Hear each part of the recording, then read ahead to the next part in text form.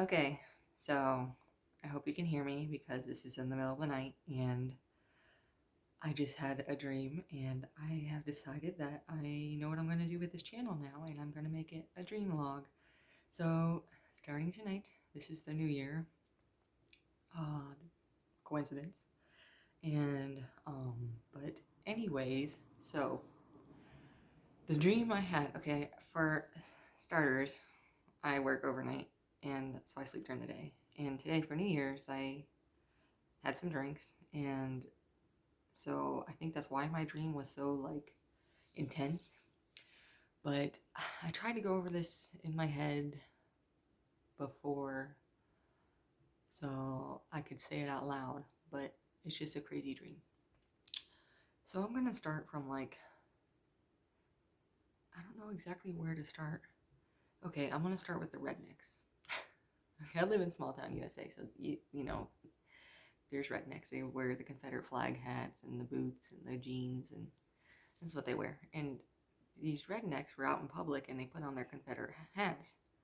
And I went up to them and I said, "You better back up or stay away," or something like, "You better know better than doing that around here." And then time like lapse, it gets dark, and then um next thing I know, I'm like in this room and um I'm not sure if it's my bedroom, but like they like teleport from like this ship which kind of looks like a caterpillar, but it's a ship that's like made of metal, and it lands on my roof and they teleport into my room, and it's these three guys and they're like really dark and scary, like one of them had rotten teeth, and it was just like, and they were coming towards me, and I got scared at first, and then they're like, "Oh, you think you're smart, you're gonna deal with the consequences or something." And I was just like, I took the time to just like accept it. I was like in my half awake, half in my dream, and I was just deep breathing my way through this attack of these rednecks. and um, so I noticed that they weren't wearing the Confederate flags anymore. They were wearing like this Dunder Mifflin, which I want to look up online, but it's like it was a brand that was theirs, and they all wore black shoes, like that was like their get up, and they were like extreme racist, and that was just all what they were about. They were just about putting fear in people's hearts. And so, anyways, one of these guys, not one of the three, but a different one, um, after I survived whatever attack happened, I guess I became one of these people. I guess they made me one of them, and I was allowed to be by myself. And then I guess I had a boyfriend that was one of them as well. He was cute. He was a little scrawny. Um, but he was allowed to come visit me. And I asked him, I said, "Why you do this?" And he said, "Why are you part of this organization?" And he says, "Because I don't have anything else. I got out of jail and this is all I have." And I was like, "Oh, okay, well, that's kind of sad." And so I mean, he was cute. He had long hair and it was nice. We bonded. I mean, I don't know. I just remember feeling like that love and we have each other kind of thing, and horrible, even though I don't want to be in this situation surrounded by these people, and that they don't values don't align with mine. And so, anyways, fast forward. We're like in the shopping center, and I meet the leader of this racist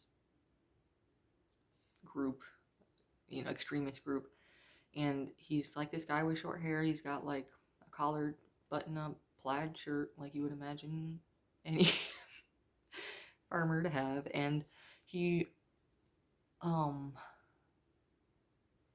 he was skinny and he had a gun in his hand and he was like telling people what to do.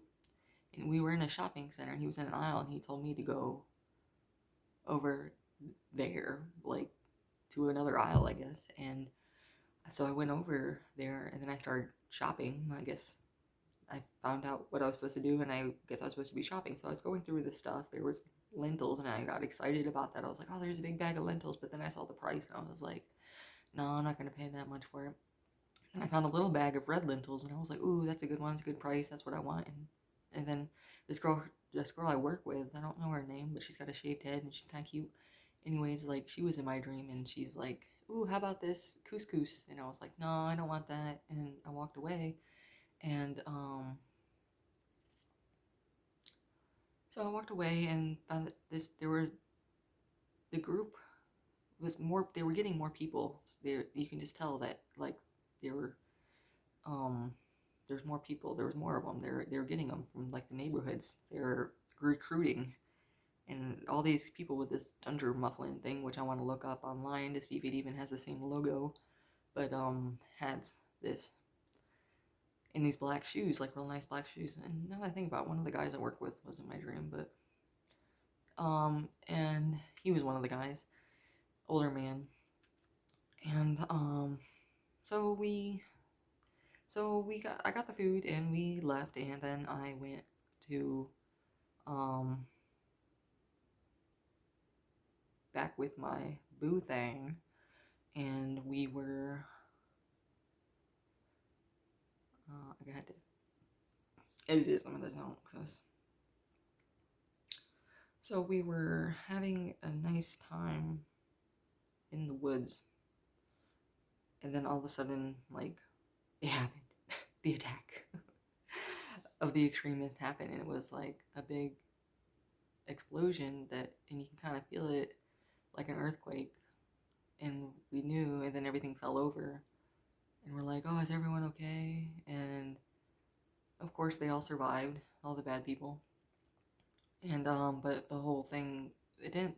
There's only 2 people I remember in there that were black that kind of, I don't know if they died or not. I remember searching for them.